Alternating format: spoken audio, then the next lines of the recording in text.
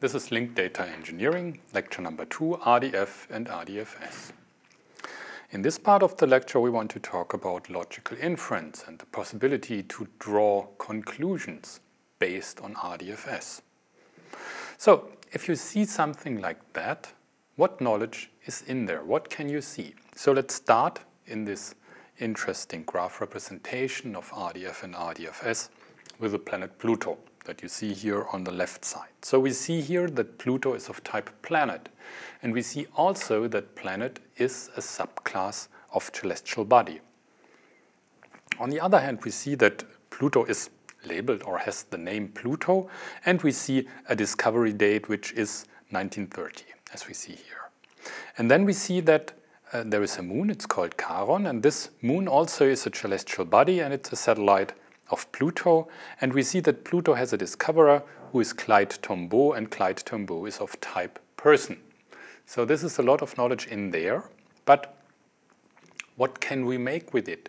If, for example, some program or some machine is receiving this kind of knowledge expressed in RDF, RDFS, what kind of deductions can we draw from that? Okay.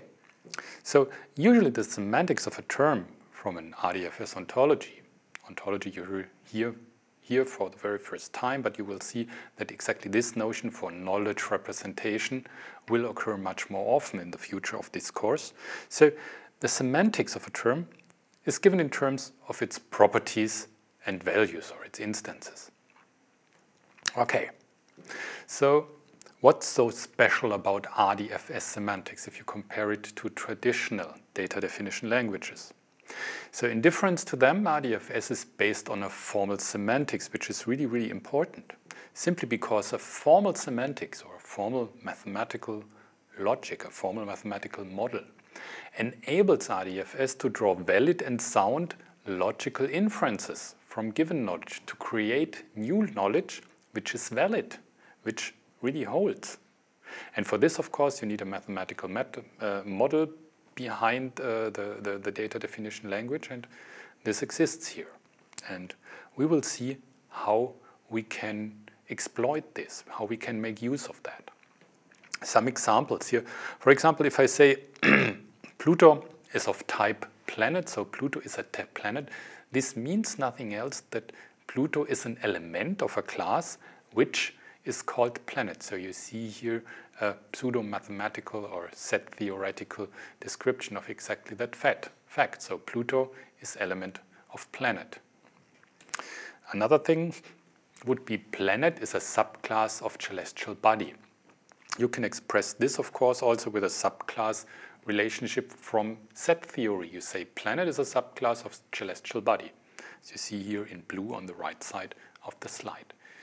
And the same holds for example, for property hierarchies. If I define artificial satellite of as a subproperty of satellite of, then you can simply translate this also in set theory.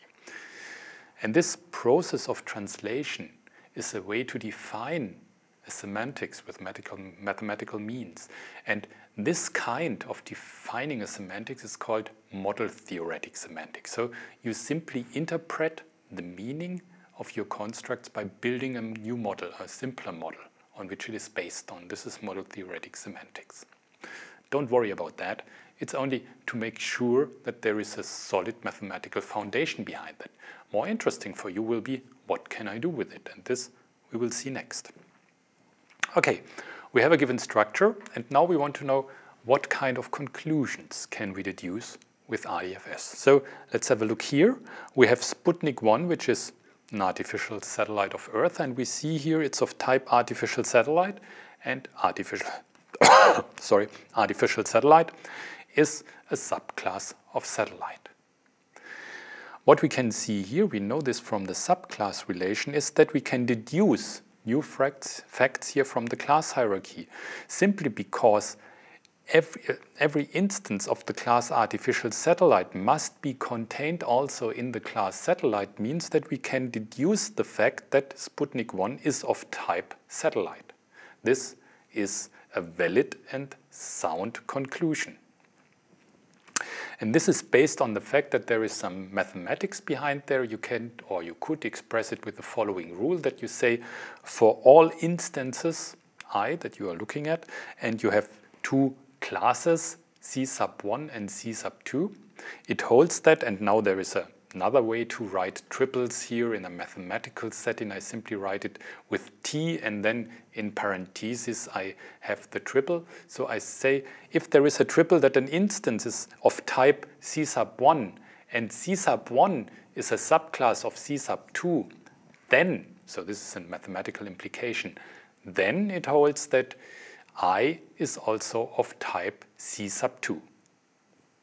This would be the mathematical expression of how I can deduce new knowledge and how I can make sure that the subclass relationship exactly holds. So this is quite nice, of course. But there is more. Look at the following fact. We have here the definition of a property, which is DBO satellite of. This is of type property, and it has a domain and a range, and both is celestial body.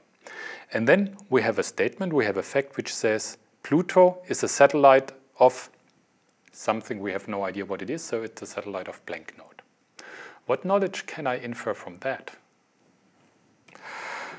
Yep, I can make use of the domain and range restriction of that property. For sure now I know, simply because Pluto is connected via a specific property to another instance, I can deduce that Pluto must be of type celestial body, because this is the domain of the property satellite of. So this is an interesting deduction that I can draw. I can simply deduce a class membership from this domain restriction. Of course, I can also rephrase this in a mathematical setting. So if I do this in a mathematical setting, I would say for all instances I sub 1 and I sub 2, all classes C sub 1 and C sub 2, and all properties P, the following holds. If I have the triple I sub 1, P, I sub 2, which means I sub 1 is connected via a property P to another instance I sub 2, and we have a domain restriction on P, which says that the domain of P must be C sub 1 and the range of P must be C sub 2. This is the second line. Then it holds that, or that this implies that I sub 1 must be of type C sub 1. So this is the first thing that we see here, the first deduction that we can draw. And of course we can also draw the other conclusion that here the range is bound to a specific class, so that I sub 2 must be of type C sub 2. In our example, it means that the blank node must also be of type celestial body, because this is restricted by the range restriction for the property. And then, of course, I have two new facts. These are class membership facts for two instances in my knowledge base. And this is so-called hidden or implicit knowledge, and I can deduce it. And I can deduce this in an automated way, simply because there is a formal semantics below. This, of course, is something nice. Let's have a look at the last example. Here we have a sub-property relationship. So we have here, let's start with the first line, the upper line. We have a property which is called satellite of, which is bound as domain and range to celestial bodies. And we say artificial satellite of is then a sub-property of satellite of, simply because that artificial, this is then bound to domain and range restrictions. Domain is then artificial satellite, and the range is some kind of celestial body. And then we have the A box. This is the last part, the lower part of the graph, which says that Sputnik 1 is an artificial satellite of Earth. And of course, simply because artificial satellite of, we can draw immediately these type inferences of Sputnik 1 and Earth. But we can do more. Simply because of that sub-property, we can deduce a new fact which says that Sputnik 1 must also, of course, be a satellite of Earth. Not only a artificial satellite, because artificial satellite is simply a specialization, it's a sub-property of, and simply because of this class hierarchy means that all things which are connected via the more specific property are also connected via the more general property. So this is the way how we define this, and this can be immediately deduced. The formal representation of that again would be for all instances I sub 1 and I sub 2 and all properties P sub 1 and P sub 2, it holds the following, that if two instances I sub 1 and I sub 2 are connected via a property P1 and P1 is a sub-property of P2, it holds that also I sub 1 must be connected to I sub 2 via the more general property P sub 2. These are the conclusions that I can draw based on RDF, RDFS with the help of RDFS semantics. Of course, this is not very much, but this is more than you can do with some of the other data definition languages.